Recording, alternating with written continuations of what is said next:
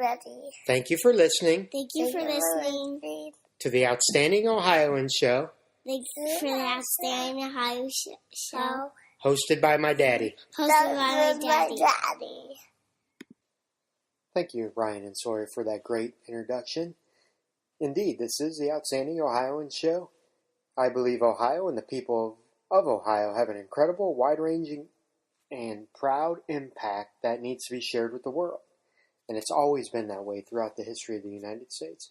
The job of the Outstanding Ohioans podcast is to share these remarkable success stories with an intelligent and curious audience.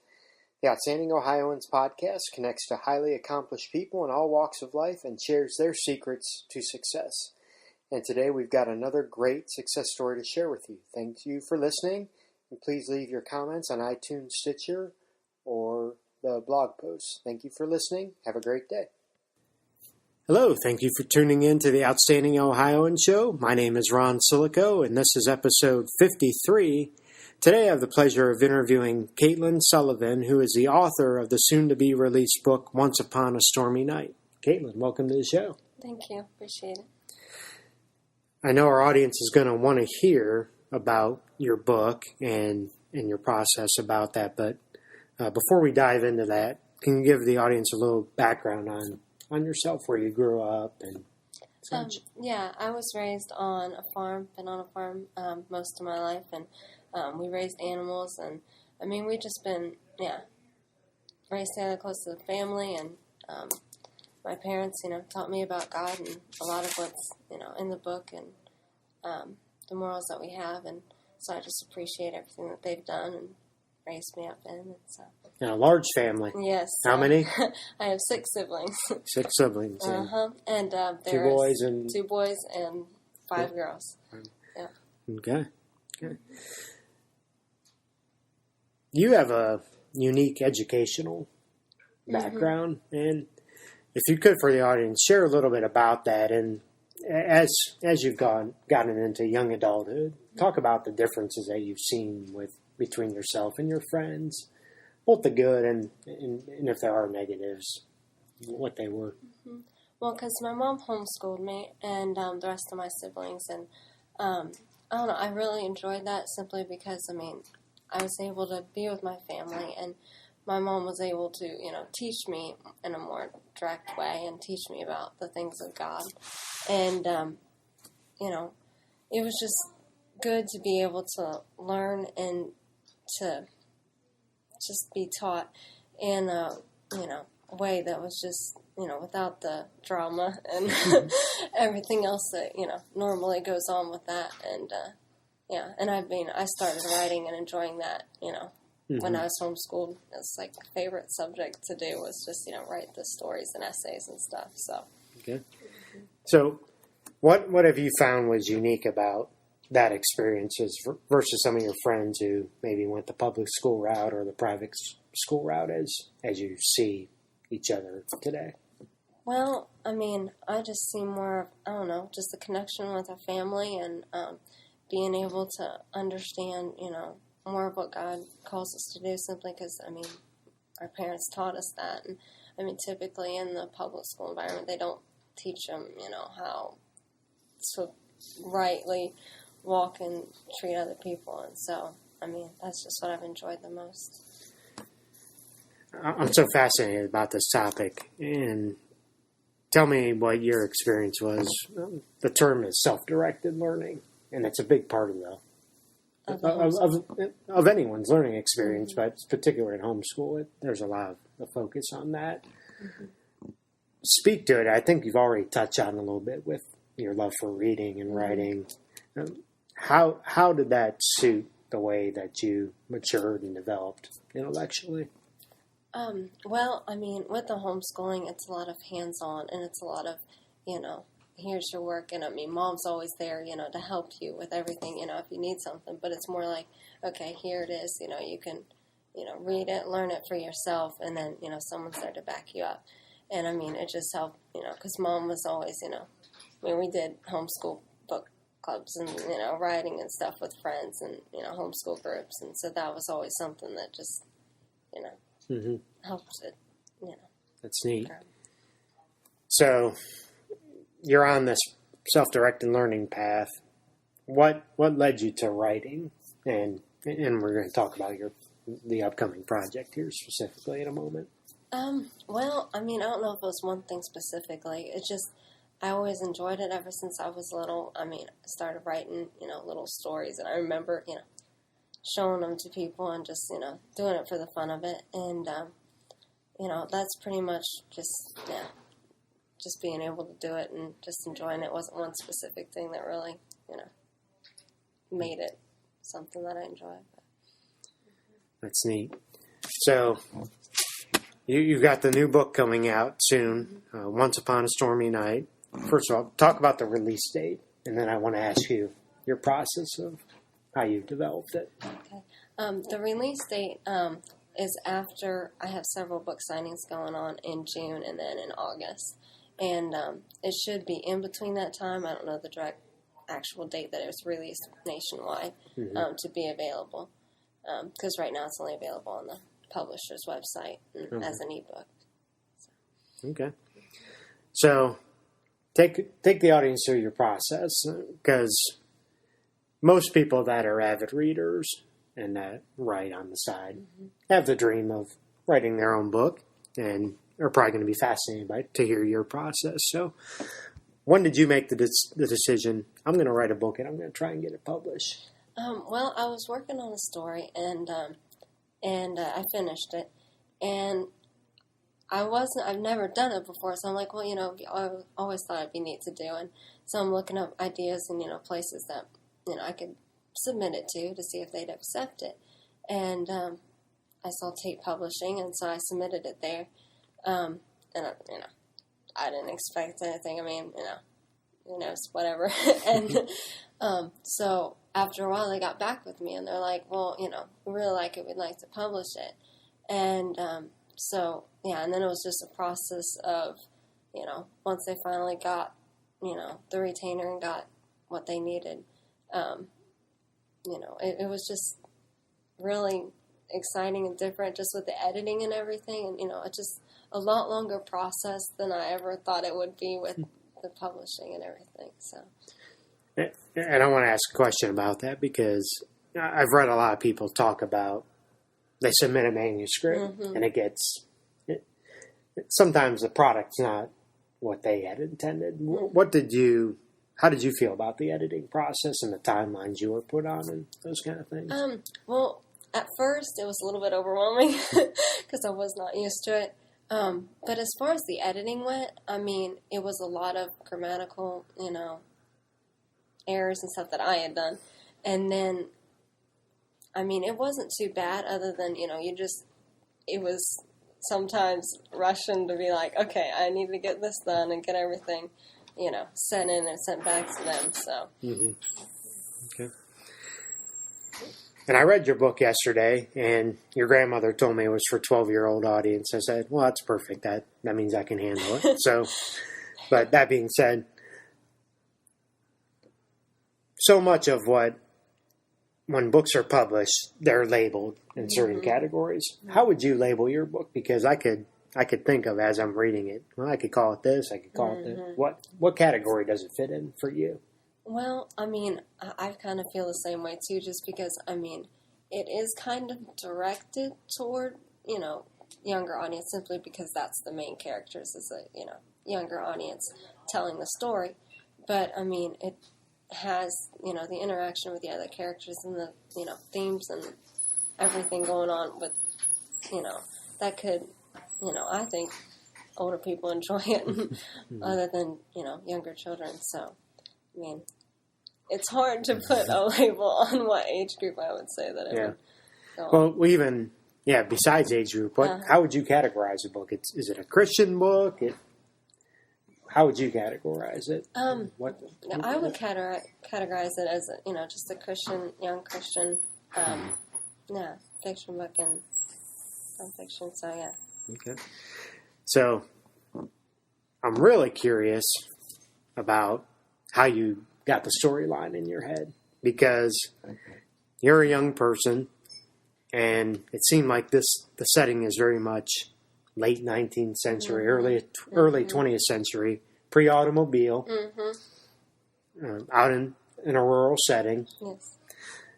How did you envision that? What readings, perhaps, or what inspired you to develop that setting? Some of it, I mean, part of it was I've always enjoyed, when I was reading, I liked the old times. I mean, I've always, been fascinated by that and everything that was, back then. And one of the authors that really I enjoy, and I enjoy his writing style a lot, is Stephen Bly. He's an older author, and I really enjoy his writing, and it's just something that I like to kind of see how he does it to know how I want to tell my story, and so that was pretty much what it was with that. So yeah, you got a little bit of an idea. I don't want to give the book away. you got to get the book. But how did you develop the plot and the characters? Was any of it based off your own family? A little bit. I mean, a little bit here and there. I mean, I've always, I like the ideas of when tons of people get together and, you just see how everybody interacts. Because it's just, and we actually, at our house, there's 2 bedrooms, and so all of us girls are in 1 bedroom. So there's 5 sisters in there with all their stuff. And so it just always makes things more entertaining and, just more fun sometimes when, you just put everybody in one place and then see how everybody does. So that was, kind of the idea once, in the story when they're all, stuck inside the one house together while it's, stormy outside and, it's fun to see how everybody is, in that situation. Yeah, that was something that struck me is when people get into those. It was very much a forced situation because of the weather, hence the title. Because of the weather and seemingly not related incidents at all, bringing these people together in the same time and place. What message were you trying to share about? Because I'm trying to think of the way to phrase the question. It seemed like there was some prejudgment that some of the characters had about each other, and then they get into this forced situation and learn more about each other. Is that what you were trying to? Yes, I mean, and that too. I mean, just with I just enjoy it because I mean, you do have some that do have the pre-assumptions and about each other or the dislike for one another.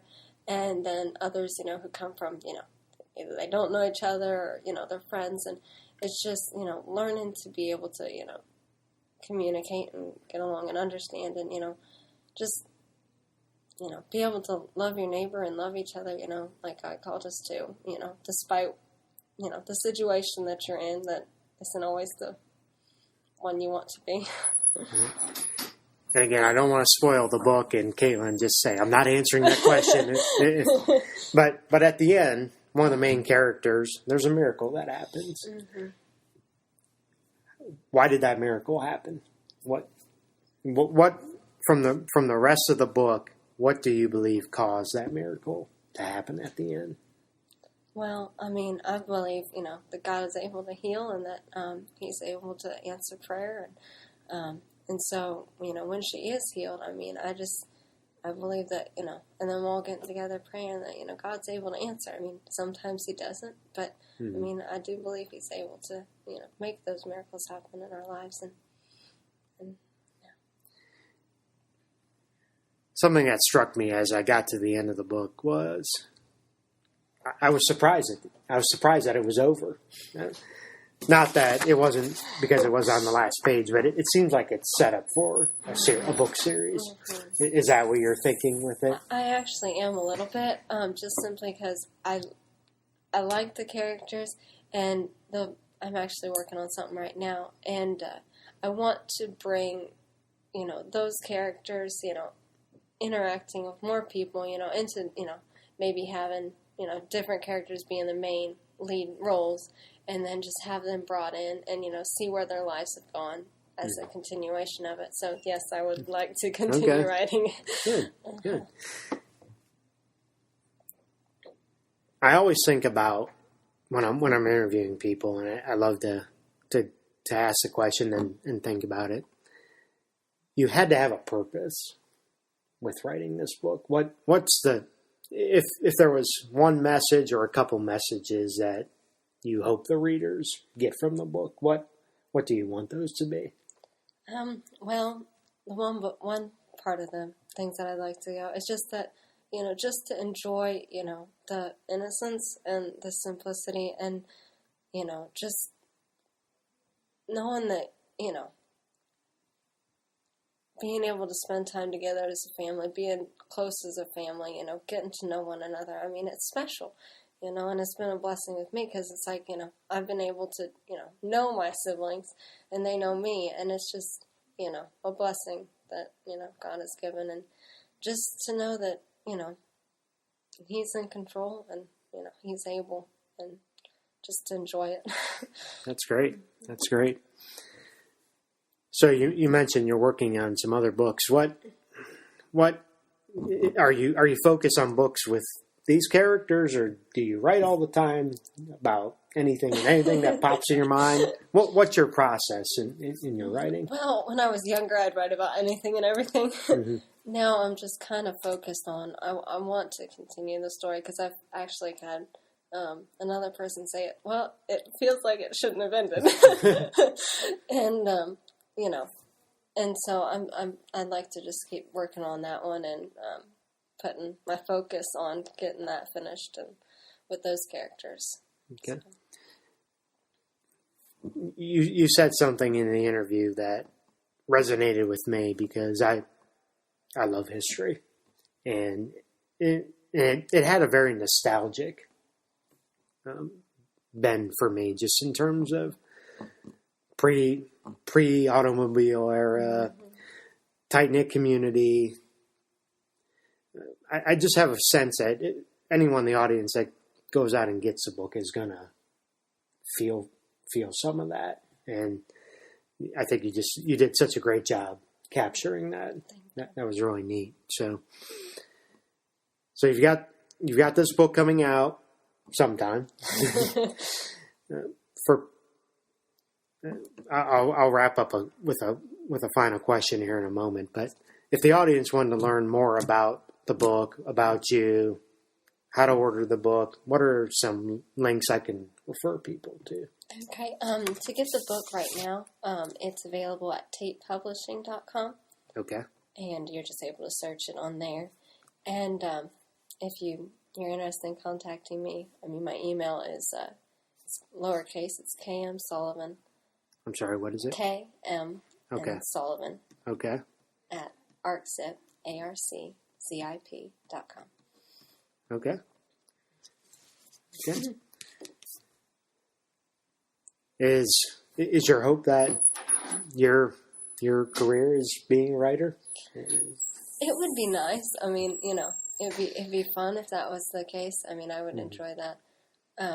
But that's if the Lord sees that work out good, and that would be the road He would lead me on. That would be fun. Mm-hmm. That's great. And I'm just curious because I intend to do it, and some days I'm better at others. Do you write every day? What's your process to stay in the flow of it? I do write sometimes. A lot of times I will just take tons of notes because sometimes I don't have a chance to sit down and write. So a lot of times I will just write everything out that I want and then fine tune everything as I'm putting it on the computer. Okay. So that's usually how I go about doing it. Okay. I'm amazed at how many good ideas you can capture. But the key is you have to capture it. Mm-hmm. You have to write it down. And yes. You've got to put it in a centralized spot. So that's great that you do that. So with your writing, what's the legacy you're hoping to leave behind?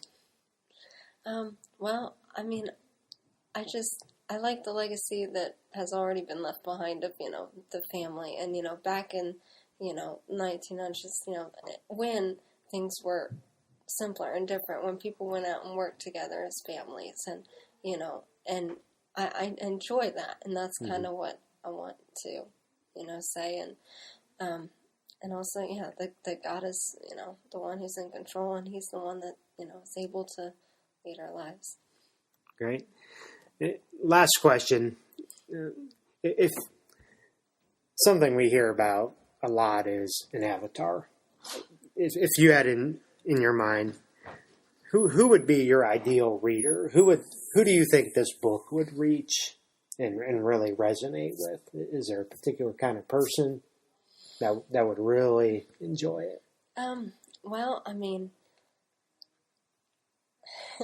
I've had people that really enjoy it from, a bunch of different age groups. I mean, from parents to, younger children. I mean, I've had, there's a couple little boys, one little boy that we know, he just gets such a kick out of it. And, it's just because he can laugh at the parts that are funny and enjoy the, innocence of it. And so, yeah. Okay. And for those of us in the audience who are a little more local, can you talk about the book signings you have coming up, when and where they are? I have a book signing on June 4th at Trinity Bookstore in Richmond. It's 12 to 2. And then there's a second one at Taffy's in Eaton, Ohio, and it's 1 to 3 on June 18th. Okay. And there's also one in Greenville on August 6th. Okay. And I believe it's 1 to 3 as well. Okay. If you could send me the links for those, I'll put those in the show notes. Okay. Well, Katelin, thank you for being on the show today. And thank you for having me. I appreciate it. Yeah. And thank you for tuning in to the Outstanding Ohioans show. This was episode 53 with author Katelin Sullivan discussing her soon-to-be-released book, Once Upon a Stormy Night. Thank you for tuning in. Please take the time to leave a review of the show on iTunes or Stitcher. Thank you, and have a great day.